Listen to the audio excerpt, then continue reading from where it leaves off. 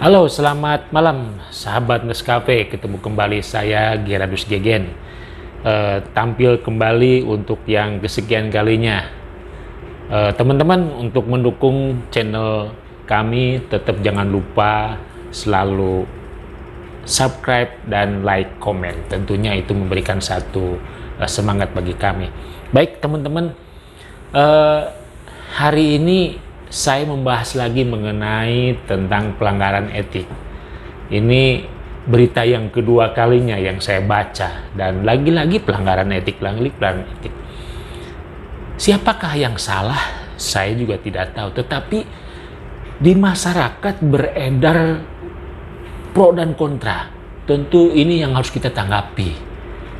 Satu sisi memang ini ada pelanggaran etik, satu sisi memang ini orang ini harus kita bina, ya, bukan binasakan. Meskipun memang ada satu sisi yang kesalahannya, tapi saya ingin menyoroti dari satu sisi yang harus kita bela. Menurut saya setiap orang juga punya hak yang sama tentang advokasi, terutama di nakes. Saya membaca sungguh viral sekali, ya, mengenai tentang kalau kemarin kita bicara bagaimana pengalaman seorang perawat, ya, mungkin sebagai calon, dan dia juga viral dan juga memang dibullying akhirnya. Ini yang kedua, lagi-lagi masalah di medsos tentang seorang bayi yang mungkin sudah baca lah. Tetapi itu ternyata memang ada pelanggaran dan sampai hari ini menjadi hot news. Nah, fakta ini yang memang harus kita tanggapi secara objektif. Ya, secara objektif. Ya, salah. Ya, salah. Ya, tentu orang yang kalau sudah salah lalu dibullying segala macam oleh netizen, tentu akan satu terjadi pressure yang sangat luar biasa. Namun kita harus melihat dari sisi kemanusiaan juga. Saya kira ini menjadi pelajaran bagi dia sehingga terpukul sama sekali. Bukan terpukul saja secara individunya, rumah sakitnya pun terpukul. Dan saya baca rumah sakit juga sudah mencoba memberikan klarifikasi bahwa nakes tersebut di luar kontrolnya. Ya, ini saya juga mengingatkan kembali kepada teman-teman, medsos itu menjadi ibaratnya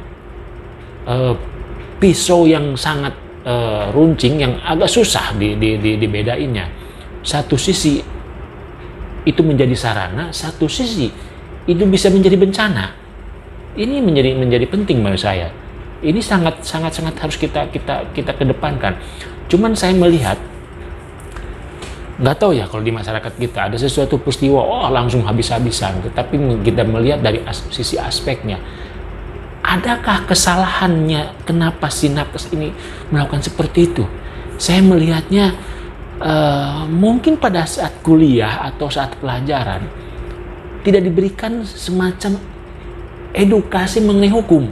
Etika, ya, saya setuju kalau etika, kode etik disebutkan. Tetapi dampak dari salah penggunaan etika itu yang menjadi bahaya menurut saya. Meskipun memang tidak ada yang menuntut secara pidana dalam hal ini, tetapi dampaknya luar biasa. Ini yang menurut saya harus kita bahas. Tetapi lagi-lagi saya melihatnya satu sisi bahwa orang itu ya sudahlah, salah lah. Mari kita perbaiki, baik sarananya, baik prasarananya, baik dalam kurikulumnya di pendidikan, kemudian di lapangannya dibekali yang namanya standar operasional prosedur. Itu juga harus betul-betul dipelajari. Jangan ketika dunia pendidikan lalu perawat berpraktek melakukan seperti itu, terjadi hal yang seperti sekarang ini, agak susah menurut saya untuk dikembalikan, karena memang itu sudah menjadi ranahnya medsos. Disalahkanlah dunia medsos? Enggak juga. Cuman kita harus melihat dari satu sisinya, ya. Saya melihatnya, menurut saya Ya saya agak kritisi karena kurikulum di dunia kesehatan pun, untuk kurikulum hukum kesehatan, tidak semua sekolah pendidikan kesehatan menerapkan itu, ya. Mestinya itu diterapkan menurut saya. Jadi kita jangan berpikir ada peristiwa dulu berpikir, tetapi bagaimana peristiwa itu sudah terjadi. Dibekalilah orang-orang yang lulusan-lulusan baru atau dalam dunia pendidikannya supaya bahwa hukum kesehatan itu penting. Ya, karena memang negara hukum, segala sesuatu ada yang ngatur, ya. Termasuk bermedsos, ya banyak lah. Kalau kita berbicara soal undang-undang itu mungkin ranahnya berbeda, tetapi saya melihat konteks ini, marilah kita menyikapi secara profesional, secara proporsional, ya, secara konteksnya seperti itu. Dan memang ini sebetulnya kalau berbicara salah siapa, kita juga nggak tahu salah siapa, tetapi saya kira tetap harus kita ikutin dan ya simaklah dengan wajar lah menurut saya, tanggapilah dengan wajar, ya. Memang ya pro kontra boleh, termasuk saya mungkin yang sedikit agak menyayangkan, tetapi melihatlah dari konteks yang lain. Oke teman-teman, mungkin itu saja yang bisa saya sampaikan.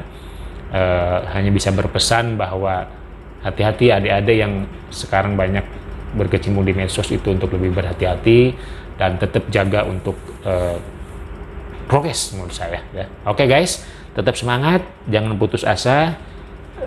Kesalahan bukan akhir dari segala-galanya, tetapi tetap kita harus belajar dari pengalaman yang sudah ada. Oke, tetap semangat guys. Berapa menit?